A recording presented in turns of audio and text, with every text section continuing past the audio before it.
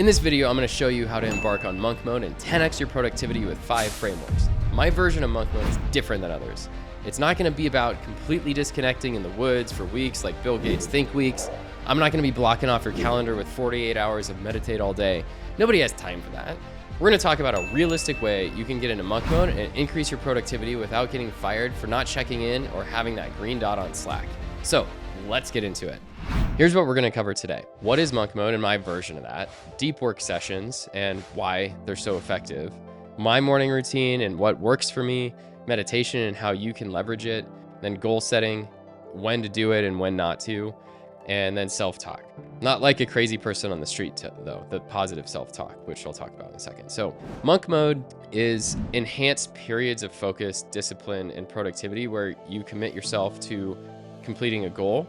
And there's 3 layers to monk mode. There's introspection, so fine-tuning your focus, specifically a form of meditation looking at your thoughts and emotions.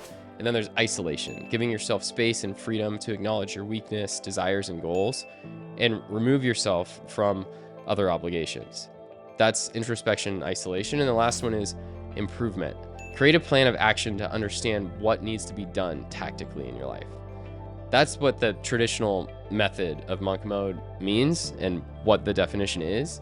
My version is just turning off all your notifications, and I like to call it scheduling a mini monk session. Create a calendar you can review on a weekly basis. And then how you do this is just finding a physical space for you to focus your time and energy on. Schedule 2-hour sessions, these mini monk sessions, to focus on completing one task. Adjust accordingly to follow through on it. So there's no right answer on how to do it. It all depends on what works for you specifically. But that's my version of it. And the benefits of it is that it creates mental clarity, creates confidence from accomplishing tasks and being productive, and empathy increases with others. So it just, in general, I always feel empathetic for others when I'm able to actually do this and others are struggling, and it helps me.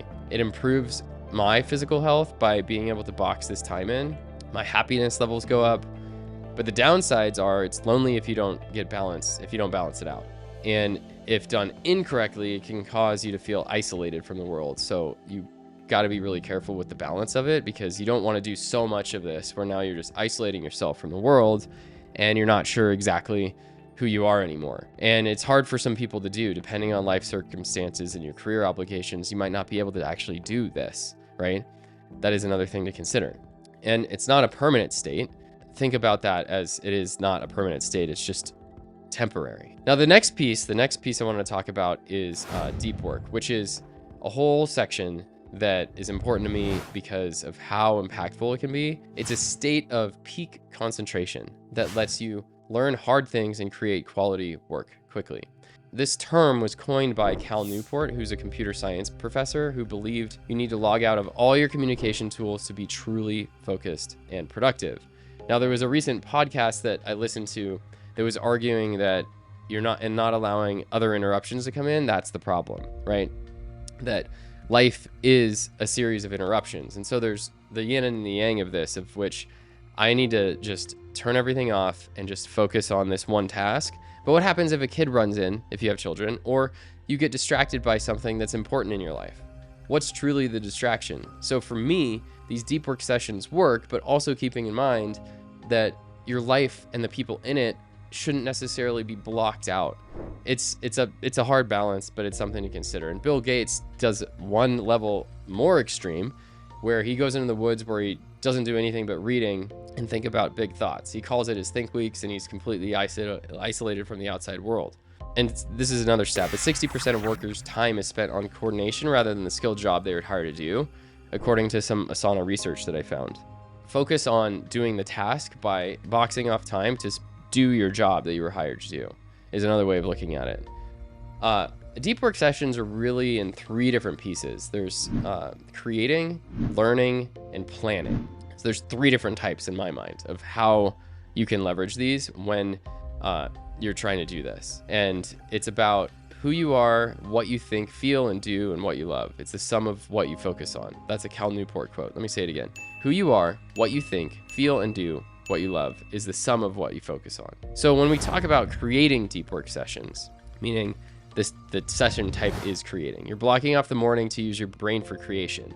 That's what I do. I try and block as much time as I can in the morning for just focusing on when I have the most alert attention for creating things and finding time to really think about what you want to leave in this world. That's the creating moment. What do you want to leave behind? What are you known for? Is it really working on someone else's company, or is it a project? Can you box off some time to work on your project in the morning? If not, find some time specifically for creating the thing that you want to be known for. The next section is learning. And for me, learning is key to continue to feel like I'm fulfilled and happy.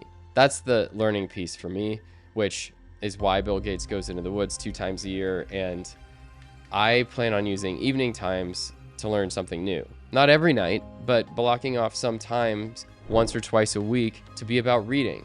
That could be a new book, it could be a podcast, audiobook I'm listening to, but something that allows me to learn a new skill. And what's your path to continuous learning? What is that path for you? How are you going to continue to learn? Ask yourself that question, really. The last type of deep work session is planning, and that's building in a plan for your life. And that can be really challenging to sit down and actually do, but plan out what you want to see. My purpose of planning is for short, mid, and long term. What do I want to see short, mid, and long term in my life? And start with planning out your week and do it consistently for 3 months. What do you want to get done in your week? Start with that. Then you can move to quarterly and annual planning. You have to start somewhere, and it's best done with small steps first, which is why even just figuring out your day tomorrow. What does your day tomorrow look like? Take small steps and just focus on that. If you can think about, for me, how do you plan your life today? Like, what is it that you're doing today to plan out your life, if anything? And if not, take this as a small step forward to do. Now, the next piece is around morning routines. The morning routine for me is monk mode. I wake up at 5 and I try and go into no distraction silent mode that's the key to success for me, is to just get focused in the morning. And here's what I do. I don't touch my phone for 2 hours of the day. That's a digital detox. 1 hour in the morning, 1 hour at night. The mental stamina and reps it takes to not touch that phone in the morning is really challenging. I then move to drink a glass of full cold water. It helps start your metabolism, and it is just a great way of doing it. Then I jump into a full immersion cold plunge ice bath, which creates mental clarity. It's almost like a forced meditation for me, depending on what the temperature's at.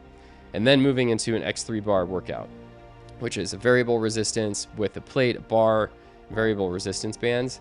And then I go into some meditation using Sam Harris's Waking Up app. Now, I've said in other videos, I get 3 out of jail free cards. Sometimes this doesn't happen, and that's okay. Or sometimes I do part of it. But the objective and the goal for me is to accomplish this routine as much as I possibly can. And the phone piece is challenging. Getting into the ice bath is always challenging. And there's an Andrew Huberman podcast that talks about it more, that goes into mental walls and how you want to break through certain walls to be able to spend a certain amount of time. But 3 to 5 minutes, up to 13 to 15 minutes a week in a full immersion ice bath is typically what you should do if you're going to go down the path of taking that on as the next adventure in your life. Meditation is another area that I want to get into a little bit deeper. And I read Sam Harris's Waking Up book, and it changed me. I took away 5 things that I think you can use too that I wanted to talk about. One is, for meditation, you just start with 1 minute and you just try and break your spell of thought. Our minds are always spinning. Then there's this idea of having no head, where you're focusing on thinking about your head, looking at yourself where you have no head. I know it's a little confusing, but when you think about looking at someone's head and looking back at you, like, what are their eyes seeing from you, like that, and not having a head? It is confusing. And then the other one is eye contact. So another type of meditation would be eye contact from Sam Harris's meditation book, where you sit and you make eye contact with your partner. Eye contact meditation. I haven't really spent time doing this. I spend more time really focusing on just the main purpose of what I believe is meditation, which is how to meditate, which, let me give you an example of what I mean. So if you start with 1 minute, you're not going to need 30 minutes to start. Here's what you should do. You should make a decision that you're going to do it at the same time every day. You sit down, close your eyes, focus on your breath.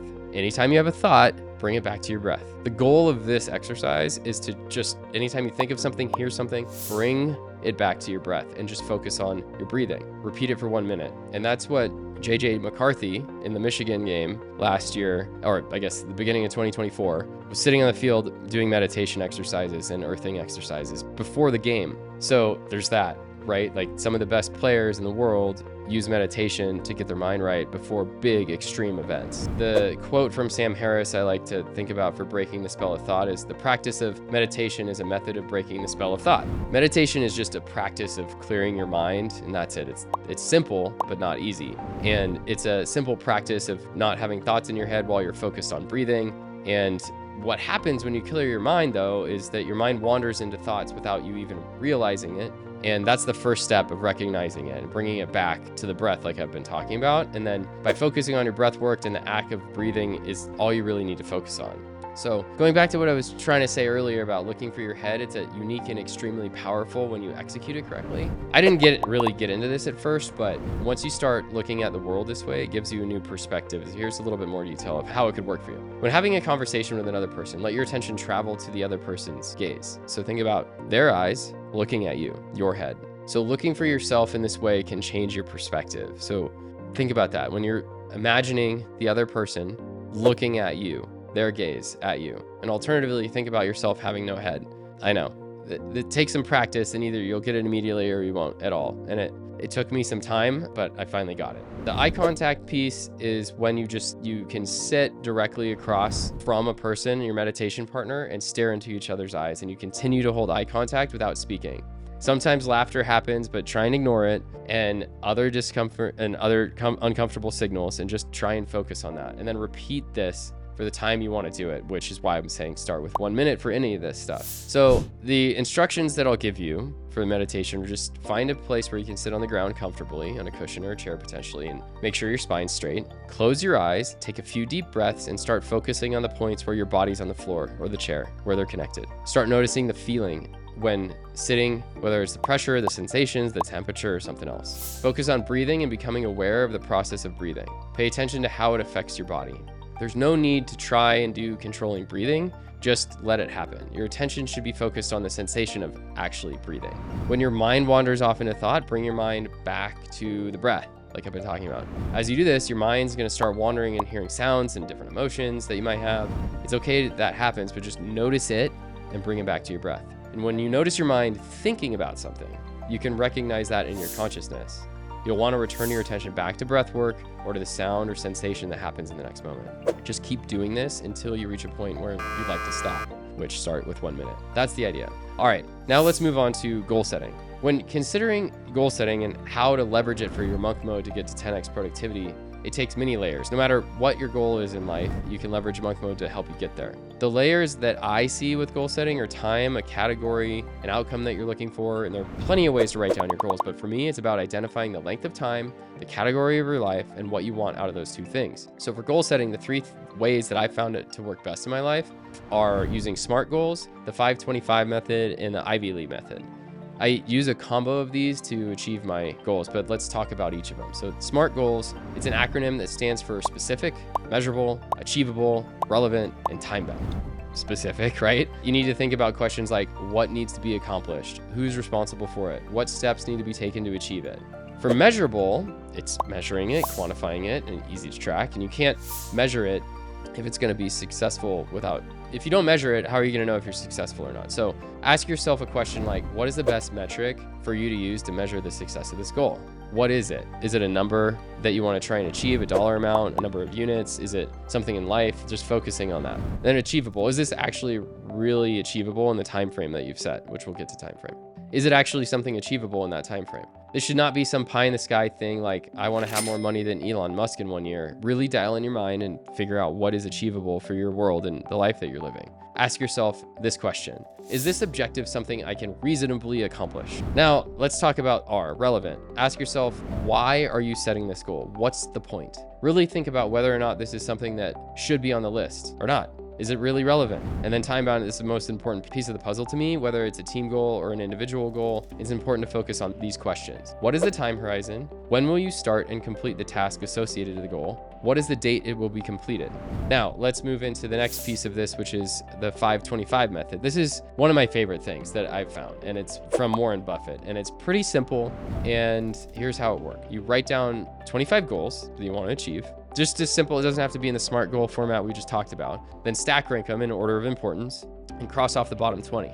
Now you have 5. Focus on those 5. Focusing on less is going to have more impact in your life. And I've always tried and do too much. And this method brings me back to reality of you can't do everything, idiot. So just focus on the 5 things. That's it.